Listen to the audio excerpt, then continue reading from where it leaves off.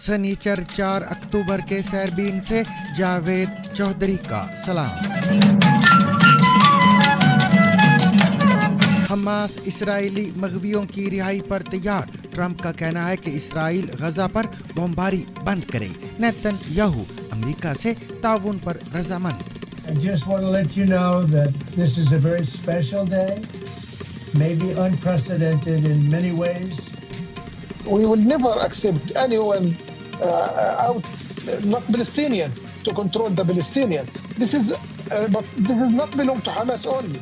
جانیے Pakistan Trump کے Gaza منصوبے سے دوری کیوں اختیار کرتا نظر آ رہا ہے۔ میں نے یہ کلیئر کر دیا کہ یہ جو 20 پوائنٹ جو ٹرمپ صاحب نے جو پبلک کی ہیں یہ ہمارے نہیں ہیں۔ غزہ امدادی فلوٹیلا کی حمایت میں اٹلی میں عام ہڑتال، کئی ممالک میں احتجاجی مظاہرے۔ یہ روم کے تازہ مناظر ہیں۔ غزہ میں تباہال اور فاقہ زدہ فلسطینیوں کے لیے بحری امدادی قافلے یا فلوٹیلا کو روکنے اور امدادی کارکنوں کو گرفتار کرنے پر اسرائیل مخالف مذمتی احتجاج کی جھلک۔ پاکستان کے زیر انتظام کشمیر میں جوائنٹ عوامی ایکشن کمیٹی اور حکومتی نمائندوں میں معاہدہ۔ یہ وزیر اعظم شہباز شریف کی ہدایت پر شروع ہونے والا آزاد کشمیر میں مذاکراتی عمل کامیابی سے ہمکنار ہو گیا ہے۔ ٹی ایل پی کا 10 اکتوبر کو راولپنڈی سے اسلام آباد میں امریکی سفارت خانے تک مارچ کا اعلان۔ پروکٹر اینڈ گیمبل سمیت غیر ملکی کمپنیوں کا پاکستان سے انخلاء، جانیے وجوہات کیا ہیں، اور یہ بھی جانیے کہ واٹس ایپ چیٹ نے کیسے کروڑوں پاؤنڈز کے منشیات کے کاروبار کا بھانڈا پھوڑ دیا۔ باہر کی دنیا کے لیے وہ ایک محنتی باپ تھے جو گلی کے کونے پر ٹیرس والے ایک معمولی سے گھر میں اپنے بیوی بچوں کے ساتھ رہتے تھے۔ رابرٹ اینڈریوز جونیئر کی نگرانی کرنے والے افسر نے بتایا کہ ان کے بارے میں کسی کو کچھ معلوم نہیں تھا، کبھی کسی نے ان کی طرف انگلی نہیں اٹھائی تھی کہ وہ منشیات فروش ہے۔ اس کے علاوہ دیگر خبریں بھی آج کے سیربین میں شامل رہیں گی، مگر پہلے اہم عالمی خبروں کا خلاصہ۔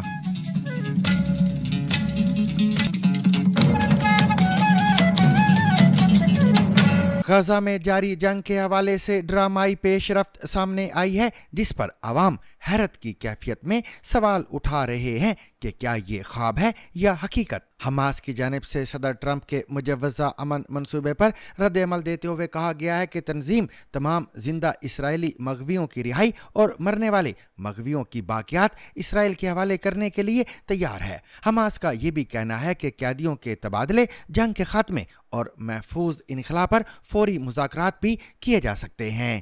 We will never accept anyone not Palestinian to control the Palestinian.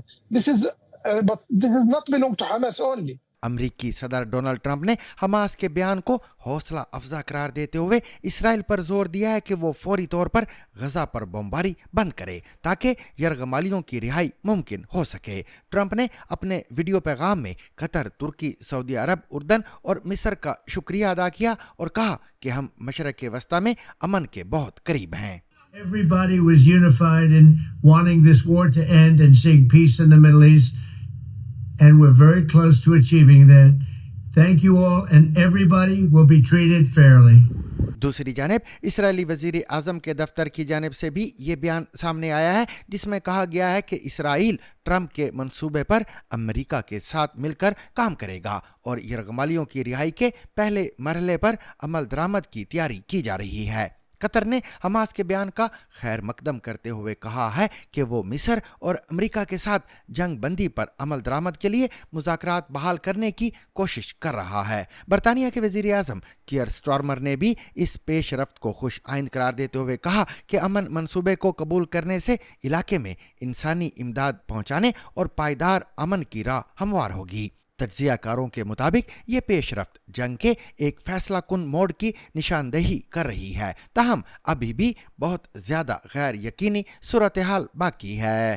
امریکی صدر ڈونلڈ ٹرمپ کے مجوزہ غزہ امن منصوبے پر پاکستان کے اندرونی موقف میں تضاد سامنے آیا ہے۔ پاکستانی وزیر اعظم نے اس منصوبے کا خیر مقدم کرتے ہوئے کہا کہ یہ مشرق وسطیٰ میں قیام امن کی جانب ایک اہم پیش رفت ہے، تاہم اس کے برعکس نائب وزیر اعظم اسحاق ڈار نے اس دستاویز کے مواد سے फासला इख्तियार करते हुए इंदिया दिया कि पाकिस्तान इस मंसूबे के बाज़ नुकात से इत्तफाक नहीं करता। इस सूरत हाल ने पाकिस्तान की खारिजा पॉलिसी और पोजीशन पर इबहम पैदा कर दिया है कि आया हुकूमत एक मुश्तरका मौक़िफ़ रखती है या नहीं। माहिरीन के मुताबिक इस तज़ाद से पाकिस्तान के सिफारती मौक़िफ़ पर सवालात उठ रहे हैं कि आया मुल्क खित्ते में अमन के लिए मुतवाज़न किरदार अदा करेगा या अपने इत्तेहादियों के दबाव के तहत फैसला करेगा। इस बारे में देखिए मुनज़्ज़ा अनवार की ये रिपोर्ट, जिससे ये वाज़े होगा कि पाकिस्तान के अंदर ये इबहम क्यों पैदा हुआ और इसके मुमकिन असरात क्या हो सकते हैं। इस्राईली वज़ीर-ए-आज़म बिन्यामिन नेतन्याहू और अमेरिकी सदर डोनाल्ड ट्रंप की मुलाकात से चंद घंटों पहले ही पाकिस्तान के वज़ीर-ए-आज़म शहबाज शरीफ ने गजा अमन मंसूबे से मुतालिक कहा था कि वो सदर ट्रंप के 20 निकाते मंसूबे का खैर मकदम करते हैं। लेकिन उसके बाद नायब वज़ीर-ए-आज़म और वज़ीर ख़ारजा इसहाक डार ने दावा किया कि सदर ट्रंप का मुजव्वज़ा मंसूबा उन निकात से मुख्तलिफ है जो 8 मुस्लिम ममालिक ने तजवीज़ किए थे। मैंने ये क्लियर कर दिया कि ये जो 20 पॉइंट जो ट्रंप साहब ने जो पब्लिक किए हैं ये हमारे नहीं हैं। जिससे ये सवाल उठा कि शायद पाकिस्तान अब अमेरिकी सदर डोनाल्ड ट्रंप की तरफ से पेश करदा मुजव्वज़ा गजा अमन मंसूबे से दूरी इख्तियार करने की कोशिश करता नजर आ रहा है। तो क्या पाकिस्तान सदर ट्रंप के तजवीज़ करदा गजा अमन मंसूबे से दूरी इख्तियार कर रहा है? इसहाक डार ने पार्लियामान से खिताब में कहा कि अगरचे यह मुजव्वज़ा प्लान पाकिस्तान समेत 8 ममालिक की तजवीज़ करदा निकात से मुख्तलिफ है, लेकिन अब इस पर सियासत नहीं होनी चाहिए और पाकिस्तान सदर ट्रंप के साथ उन निकात पर काम करेगा जो 8 इस्लामी ममालिक के मुश्तरका बयान में बताई गए हैं। This is the end result और इसमें सियासत की गुंजाइश नहीं है अनलेस कि वी वांट कि हम वहां से वॉक अवे करते और हम इसको छोड़ते, ये एफर्ट ही ना करते तो हमारे लिए बहुत आसान था। निजी चैनल जियो न्यूज़ पर शाजिब खानजादा के प्रोग्राम में मेज़बान के सवाल का जवाब देते हुए इसहाक डार ने मजीद वजाहत की और उन्होंने कहा, मैं वाज़े कर दूं कि हम किसी एकॉर्ड का हिस्सा नहीं बनने जा रहे। हमारी पॉलिसी वही है, इसराइल को जिस हैसियत में है वैसा ही रहने दें।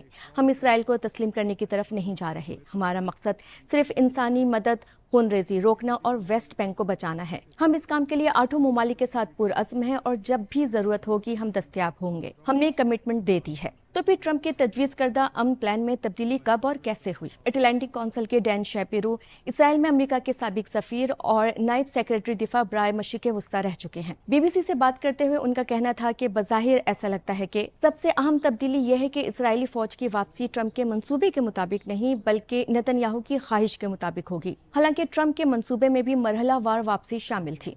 इसराइली वज़ीर-ए-आज़म की जानिब से तजवीज़ करदा तरामीम के हवाले से डैन शैपेरू का कहना था, नेतन्याहू ये चाहते थे कि हमास के हथियार डालने के अमल और इसराइली फौज की गजा से वापसी के वक्त और दायरा कार के दरमियान वाज़े रब्त बनाया जाए और यही एक बड़ी तब्दीली थी। वो ये भी वाज़े करना चाहते थे कि फ़लस्तीनी अथॉरिटी के लिए एक इस्लाहाती अमल ज़रूरी हो जो जंग के बाद या कम अज़ कम अपने किरदार के आगाज़ के दौरान अमल में आए। वो कहते हैं कि शाये होने वाले मंसूबे में बताया गया है कि वापसी के मराहिल हमास के हथियार डालने की पेशरफ्त से जुड़े होंगे। इसके अलावा वापसी के आखिरी मराहिल में भी IDF गजा में एक हिफाजती हुदूद बरकरार रखेगी जब तक कि सिक्योरिटी की सूरत हाल बेहतर ना हो जाए। डैन के मुताबिक ये वो निकात थे जो ट्रंप ने पेश किए, लेकिन मुमकिन है कि ये मंसूबा हफ्ते के आगाज़ में अरब रहनुमाओं या न्यूयॉर्क में पहले पेश किए गए मंसूबे से मुख्तलिफ हो, क्योंकि हम मुकम्मल तौर पर नहीं जानते कि ट्रंप ने नेतन्याहू को क्या मंसूबा पेश किया था। गजा के अवाम के लिए इमदाद ले जाने वाले फ्लोटीला के साथ इजहार यकजहती के तौर पर इटली की बड़ी यूनियंस ने जुमे के रोज़ आम हड़ताल की। इस हड़ताल के दौरान मुख्तलिफ शहरों में रैलियां और एहतजाजी मुजाहरे भी किए गए। इटली के अलावा दुनिया के कई दीगर ममालिक में भी इस फ्लोटीला की हिमायत में मुजाहरे हुए हैं, जिनमें शहरियों ने फ़लस्तीनी अवाम के साथ यकजहती का इजहार किया है। याद रहे कि कश्तियों पर मुश्तमिल ये इमदादी काफिला बुध के रोज़ इसराइल की जानिब से ज़बरदस्ती रोक लिया गया था, जिसके बाद आलमी सतह पर इसराइल के इस इकदाम की मजम्मत और एहतजाज का सिलसिला शुरू हो गया था। इस सूरत हाल पर मज़ीद तफसीलात उमर आफरीदी की इस रिपोर्ट में। ये रोम के ताज़ा मनाजिर हैं। ग़ज़ा में तबाहाल और फाक़ाज़दा फ़लस्तीनियों के लिए बहरी इमदादी काफ़िले या फ्लोटीला को रोकने और इमदादी कारकुनों को गिरफ़्तार करने पर इसराइल मुखालिफ मज़म्मती एहतजाज की झलक। फ्लोटीला से इजहार यकजहती के लिए आज इटली में मुल्कगीर हड़ताल भी है। मुज़ाहरों का ये सिलसिला जुमेरात को शुरू हुआ। स्पेन, बेल्जियम, स्विट्ज़रलैंड, बांग्लादेश और इटली समेत کئی ملکوں میں لوگوں نے بڑے پیمانے پر اسرائیل کے اس اقدام کو قابل مذمت قرار دیا اور جلوس نکالے۔ بدھ کے روز کم سے کم 40 کشتیوں پر مشتمل بحری امدادی قافلے کو اسرائیلی سیکیورٹی فورسز نے بین الاقوامی پانیوں میں روک کر 400 سے زیادہ امدادی کارکنوں کو حراست میں لے لیا تھا۔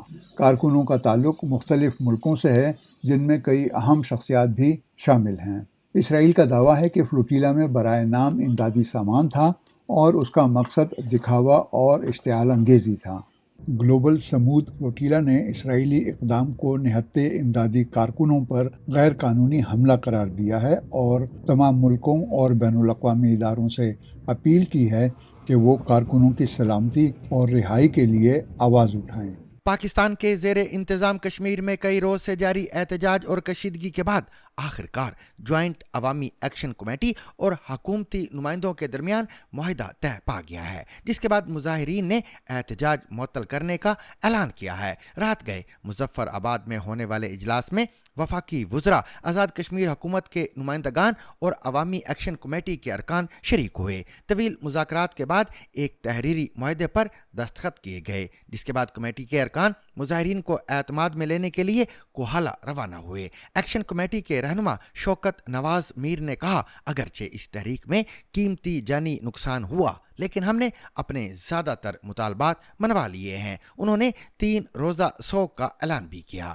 عوامی تحریک کے دوسرے رکن عمر نذیر کشمیر کا کہنا تھا کہ ہمیں معاہدے پر اطمینان ہے، لیکن افسوس ہے کہ ابتدا میں ریاست نے طاقت کا استعمال کیا جس سے جانیں ضائع ہوئیں۔ معاہدے کی اہم شقوں کے مطابق احتجاج کے دوران ہلاکتوں کے مقدمات انسداد دہشت گردی ایکٹ کے تحت درج ہوں گے اور عدالتی کمیشن بنایا جائے گا جہاں بحق افراد کے لواحقین کو معاوضہ جبکہ زخمیوں کو فی کس 10 لاکھ روپے دیے جائیں گے۔ آزاد کشمیر میں بجلی کے نظام کی بہتری کے لیے حکومت پاکستان 10 ارب روپے فراہم کرے گی۔ ہر ضلع میں مرحلہ وار MRI اور CT اسکین مشینیں فراہم کی جائیں گی۔ کابینہ کی تعداد محدود کر کے 20 وزراء اور مشیروں تک محدود کی جائے گی۔ میرپور میں بین الاقوامی معیار کا ہوائی اڈہ قائم کیا جائے گا۔ پانی، تعلیم، صحت اور انفراسٹرکچر سے متعلق متعدد مطالبات بھی تسلیم کیے گئے ہیں۔ تاہم معاہدے کے باوجود آزاد کشمیر میں موبائل اور انٹرنیٹ سروس تاحال معطل ہے، جبکہ سڑکوں پر ٹریفک بھی نہ ہونے کے برابر ہے۔ عوامی ایکشن کمیٹی نے کہا کہ یہ کامیابی عوام کے اتحاد کی بدولت ممکن ہوئی ہے۔ تحریک لبیک پاکستان یعنی TLP نے 10 اکتوبر کو راولپنڈی کے علاقے فیض آباد سے اسلام آباد میں واقع امریکی سفارت خانے تک لبیک یا اقصی مارچ کا اعلان کیا ہے۔ جمعے کو ایک بیان میں TLP کے ترجمان کا کہنا تھا کہ 10 اکتوبر کو لبیک یا اقصی ملین مارچ فیض آباد راولپنڈی سے شروع ہو کر امریکی سفارت خانے پر اختتام پذیر ہوگا۔ بیان میں مزید کہا گیا کہ اس مارچ کی قیادت جماعت کے سربراہ سعد حسین رضوی کریں گے۔ جماعت کے ترجمان کے مطابق مارچ کا مقصد غزہ کے مظلوم فلسطینی بھائیوں سے اظہار یکجہتی کرنا ہے۔ خیال رہے کہ گزشتہ برس جولائی میں بھی TLP نے راولپنڈی اور اسلام آباد کے سنگم پر موجود فیض آباد پر تقریباً 1 ہفتے تک دھرنا دیا تھا۔ یہ دھرنا اس وقت ختم ہوا تھا جب حکومت نے TLP کے ساتھ غزہ کے لوگوں کے لیے امدادی سرگرمیاں بڑھانے کا معاہدہ کیا تھا۔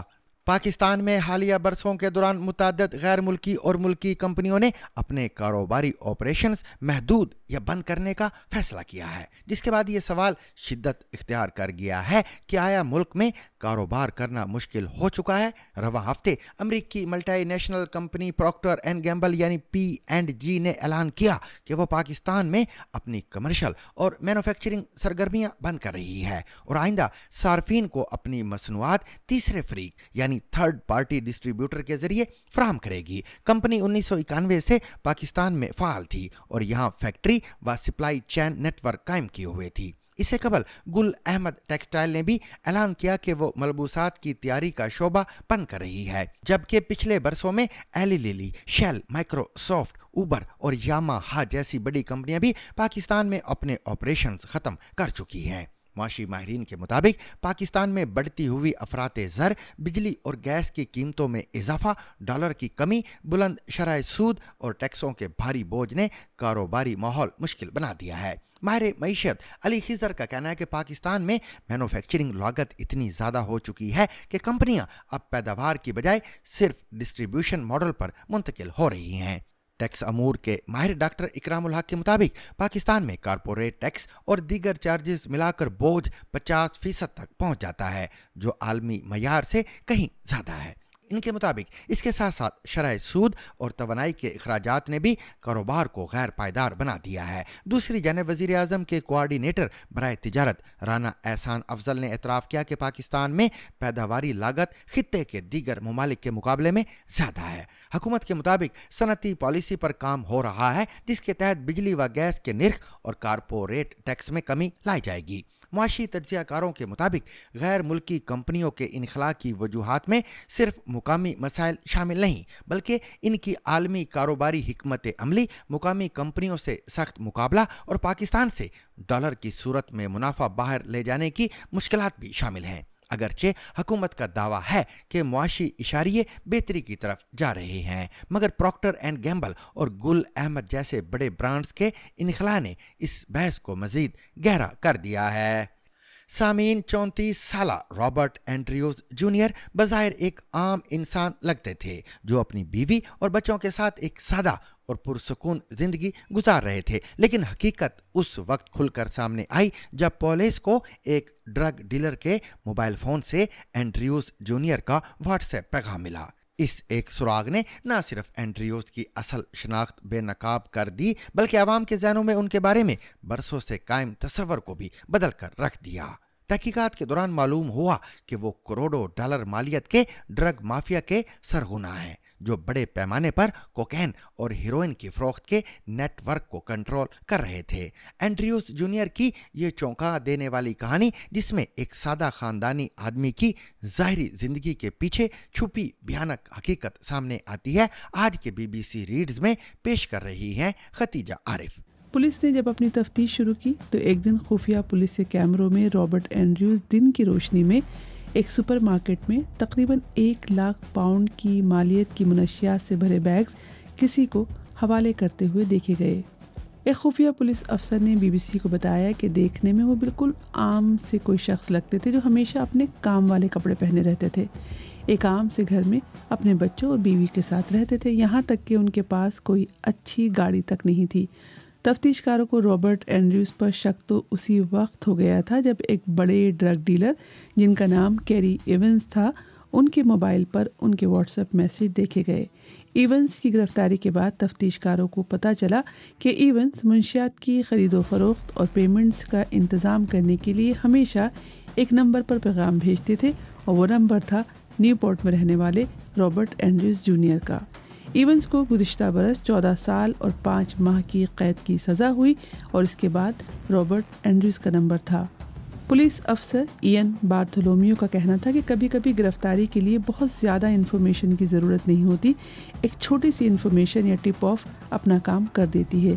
واٹس ایپ پیغامات سے پولیس نے یہ تعین کر لیا تھا کہ اینڈریوز ایک ہائی لیول ڈیلر ہے اور پولیس کو انہیں گرفتار کرنے کے لیے مربوط حکمت عملی کی ضرورت ہوگی، کیونکہ انہیں پکڑنا اتنا آسان نہیں ہوگا۔ اینڈریوز جونیئر کی مزید نگرانی کے بعد یہ انکشاف ہوا کہ ان کا ایک بڑا خفیہ نیٹ ورک ہے۔ خفیہ اہلکاروں نے ان کی گرفتاری کے لیے برطانیہ کے مصروف M4 موٹر وے کے قریب ایک ویران علاقے میں ان کا پیچھا کیا، جہاں منشیات کے متعدد لین دین یا ایکسچینجز کیمروں میں قید کیے گئے۔ خفیہ پولیس کے افسر کا کہنا تھا کہ ہم نے دیکھا کہ اس علاقے میں جرائم کی بہت سی سرگرمیاں ہو رہی تھیں۔ اسی طرح کی خرید و فروخت کے دوران ٹیکسی ڈرائیور محمد یامین کو بھی گرفتار کیا گیا۔ پولیس نے ان کو اینڈریوز سے 2 کلو ہائی پیورٹی کوکین لے کر جاتے ہوئے پکڑا تھا، جس کی اسٹریٹ ویلیو تقریباً 2 لاکھ پاؤنڈ تھی۔ یامین کو اس جرم کے لیے 6.5 سال قید کی سزا ہوئی۔ اینڈریوز جونیئر کے سرویلنس کرنے پر یہ بات سامنے آئی کہ وہ اپنے سپلائر کو رقم پہنچانے کے لیے ٹوکنز کا استعمال کرتے تھے۔ ایک موقع پر یہ بھی دیکھا گیا کہ ایک شخص نے انہیں ان کی گاڑی میں بیٹھ کر 5 پاؤنڈ کا نوٹ دیا، جسے اینڈریوز نے بڑے غور سے چیک کیا۔ وہ اس شخص کو جانتے نہیں تھے، تاہم انہیں معلوم تھا کہ لندن سے ایک کیش رنر ان سے وہ رقم لینے آنے والا ہے جو ان کو ایک سپلائر کو دینی تھی۔ نوٹ پر موجود منفرد سیریل نمبر ہی وہ شناختی نشان تھا جس کے ذریعے اینڈریوز جونیئر کو یقین ہو گیا تھا کہ وہ رقم صحیح شخص کے حوالے کر رہے ہیں۔ بعد میں کیش رنر کا بیگ قبضے میں لیا گیا جس میں سے 1,09,000 پاؤنڈ برآمد ہوئے۔ انویسٹیگیشن کے دوران اینڈریوز جونیئر کے فون سے شواہد ملے کہ وہ اپنے سپلائر کو باقاعدگی سے اسی طرح کی بڑی ادائیگیاں کرتے رہے تھے۔ ان کا کاروبار کتنا بڑا تھا اس کا اندازہ اس بات سے لگایا جا سکتا ہے کہ صرف 2 ہفتوں میں انہوں نے 6 ادائیگیاں کی جن کی مجموعی مالیت 6,50,000 پاؤنڈ تھی۔ خفیہ نگرانی کرنے والے افسران کو یقین تھا کہ وہ ایک منظم جرائم پیشہ گروہ کو کارروائی کرتے دیکھ رہے ہیں۔ چنانچہ 2023 کی کرسمس سے پہلے صبح سویرے اینڈریوز جونیئر کے گھر پر چھاپا مارا گیا۔ جب پولیس اینڈریوز جونیئر کے کمرے میں داخل ہوئی تو تمام ثبوت مٹانے کی آخری کوشش کے طور پر انہوں نے اپنا موبائل فون بیڈ روم کی الماری کے اوپر پھینک دیا۔ جب ان کو ہتھکڑی لگائی گئی اور ان کو ان کی گرفتاری کی وجہ پڑھ کر سنائی گئی تو وہ بے فکری سے ہنسنے کی کوشش کر رہے تھے۔ ان کا موبائل فون برآمد کر لیا گیا جس سے تفتیش کے دوران نہایت اہم شواہد ملے، کیونکہ اس میں تفصیلی ریکارڈ موجود تھا کہ کس نے کیا آرڈر دیا، کون ان کا کتنا مقروض ہے اور وہ خود اپنے سپلائرز کے کتنے مقروض تھے۔ چیف سپرنٹینڈنٹ اینڈریو ٹک نے گرفتاری کے حوالے سے بتایا کہ رابرٹ اینڈریوز کسی گلی کے کونے پر یا دوستوں کو منشیات بیچنے والے عام شخص نہیں تھے، بلکہ وہ بڑی مقدار میں منشیات فروخت کر رہے تھے۔ ان کے قبضے سے کئی کلوگرام کنٹرول ڈرگ برآمد ہوئی جن میں ایک وقت میں چینی سے بھرے بیگ کے برابر کوکین شامل تھی۔ پولیس نے اینڈریوز جونیئر کو ایک منظم جرائم پیشہ گروہ کا مرکزی رکن قرار دیا جن پر پورے جنوبی ویلز میں کوکین اور ہیروئن سپلائی کرنے کا الزام لگا۔ چیف سپرنٹینڈنٹ اینڈریو ٹک نے مزید کہا کہ جب آپ ان سودوں میں شامل رقم کو دیکھتے ہیں تو یہ ہر تبادلے میں 405 کلو کوکین کے عوض 10,000 سے لاکھوں پاؤنڈز تک ہو سکتی ہے۔ اگرچہ اینڈریوز جونیئر نے اپنی ناجائز دولت کی نمائش لگژری گاڑیوں یا مہنگے ڈیزائنر کپڑوں سے نہیں کی، لیکن پولیس کو شک تھا کہ وہ اپنی منشیات کی کمائی ایک نئے گھر کی تعمیر پر خرچ کر رہے ہیں جو ایک الگ تھلگ زمین پر بنایا جا رہا تھا۔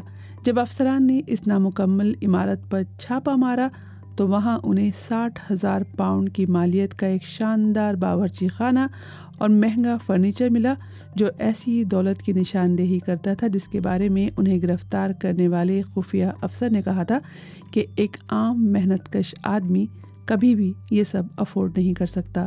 اینڈریوز جونیئر نے 2024 کے آغاز میں اپنے اوپر لگائے جانے والے جن 2 الزامات کو تسلیم کیا ان میں ایک کوکین اور ہیروئن کی سپلائی کے لیے سازش کرنے کا تھا، جبکہ دوسرا ان منشیات کی عملی سپلائی کرنا تھا۔ تاہم متعدد منسلک مقدمات کی وجہ سے انہیں سزا سنانے میں تقریباً 2 سال لگ گئے۔ پھر ستمبر 2025 کے آغاز میں نیوپورٹ کراؤن کورٹ کے ایک جج نے رابرٹ اینڈریوز جونیئر کو 14 سال اور 8 ماہ کی قید کی سزا سنائی، جس کا نصف حصہ جیل میں اور باقی کا حصہ مشروط رہائی پر گزارا جائے گا۔ اور سامعین، اس کے ساتھ ہی آج کا سیربین اپنے اختتام کو پہنچا۔ مجھے اور میری پوری ٹیم کو کل تک کے لیے اجازت دیجیے، مگر اجازت لینے سے قبل اب تک کی خاص خبریں۔